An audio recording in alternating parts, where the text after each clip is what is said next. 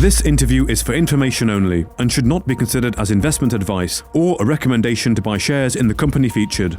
Welcome to this Stock Box interview.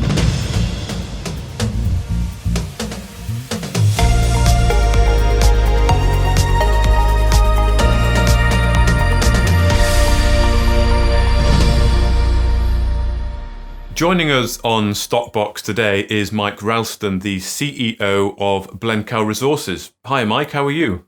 I'm very good, thanks for having me on.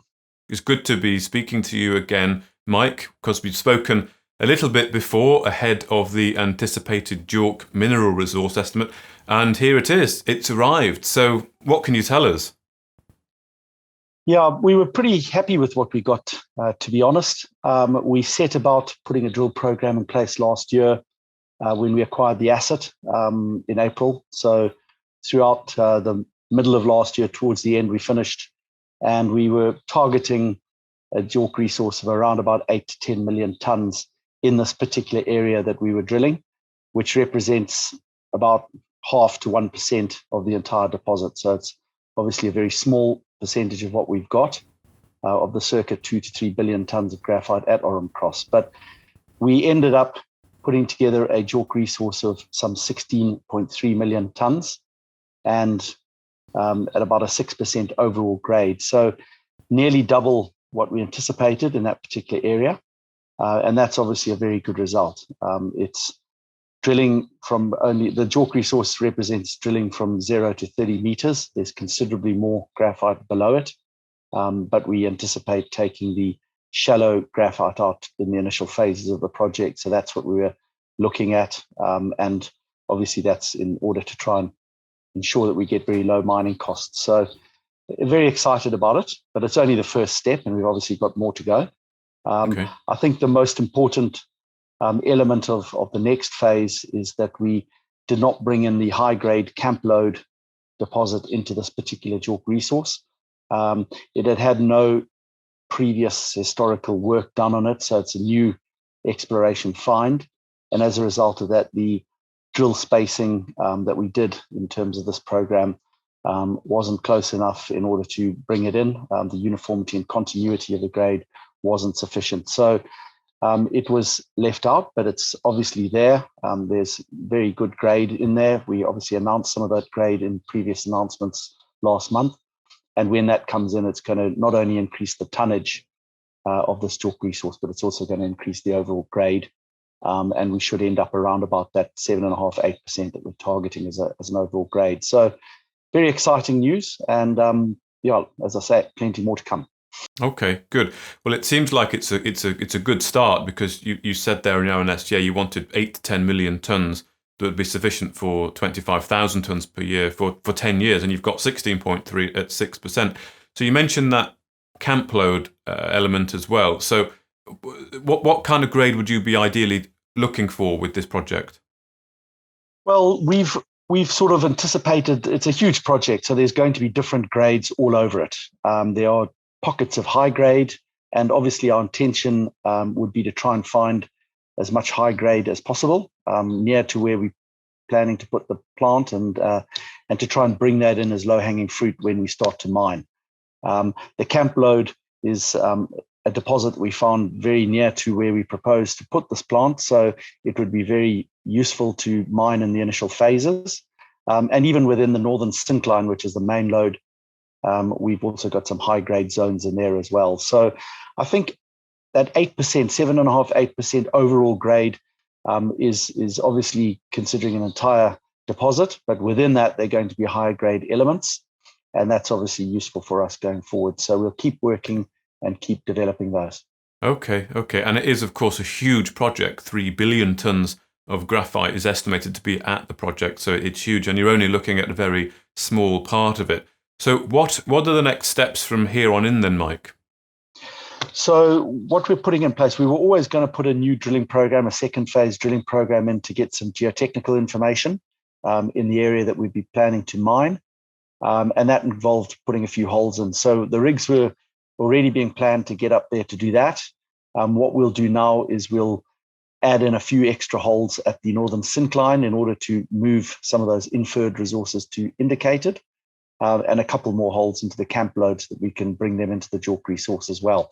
So the next phase over the next couple of months will be to complete the second phase drilling. It's not an extensive program. It's not going to cost a lot of money, and we should be able to get it out the way quite quickly.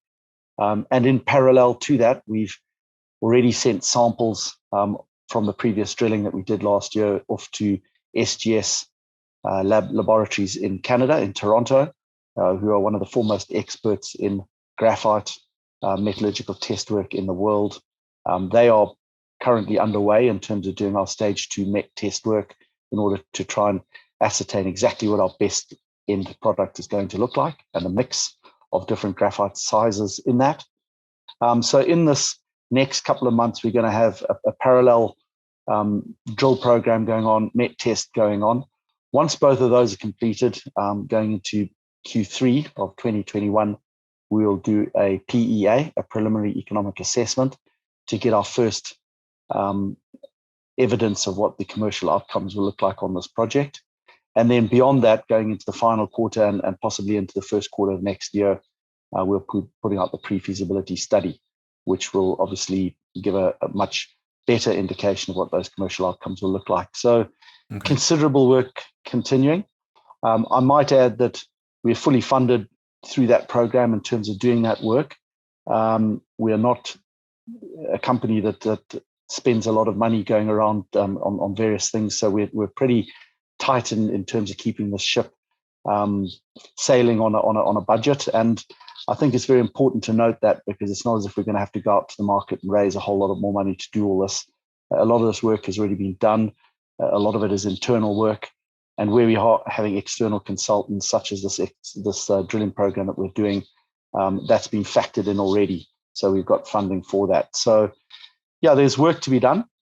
We are lucky enough to have good, solid relationships in country, so we can continue to work despite COVID and all the challenges that presents. And I think that we can look forward to continuation of good results going forward. Okay, so yes, it sounds like a very active rest of the year, which is good. And I think it might be worth just reminding people the role that flake graphite plays in the forthcoming EV sort of growth in that space. So what can you tell us about that? Yeah, so everybody, or most people, I suspect, are fairly familiar with what electric vehicles, EVs, are in terms of the growth that's being predicted in the market. There are some 11 million electric vehicles in the world today. Analysts are forecasting somewhere between 150 million and 600 million EVs by 2030. So there's a huge anticipated growth in EVs. All of these are driven or powered by lithium-ion batteries, and that's the technology that we foresee as going forward. And within every lithium-ion battery, there's a cathode and an anode, and the anode is made up of graphite. It's got a huge component of graphite. So approximately 40 to 60 kilograms of every lithium-ion battery is made up of graphite. It's one of the key components. And therefore, we're heavily leveraged into the electric vehicle exponential growth. And we are big believers in this battery metal space and where it's going to go.